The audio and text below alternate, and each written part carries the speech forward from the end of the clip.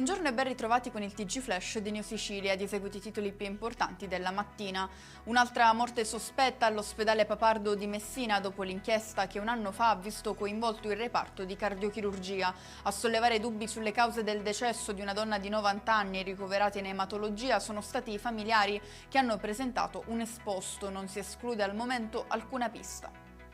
Rintracciato l'uomo che quasi 2 mesi fa ad Adrano, in provincia di Catania, ha investito 2 ragazzini in bici senza prestare soccorso. Il conducente di 61 anni è stato denunciato per omissione di soccorso e lesioni personali a seguito di sinistro stradale. Ci spostiamo a Priolo Gargallo, in provincia di Siracusa, per l'arresto di un uomo di 35 anni finito in manette dopo aver aggredito la madre, sottoposta da un paio di anni a continui maltrattamenti, molestie e minacce.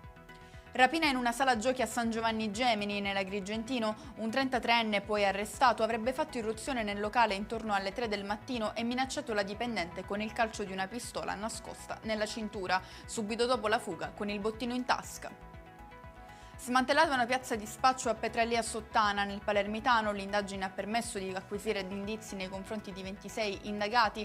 L'operazione trae origine dal fermo di un extracomunitario, ospite di un centro di accoglienza, che ai tempi delle investigazioni era stato trovato in possesso di diverse dosi di eroina.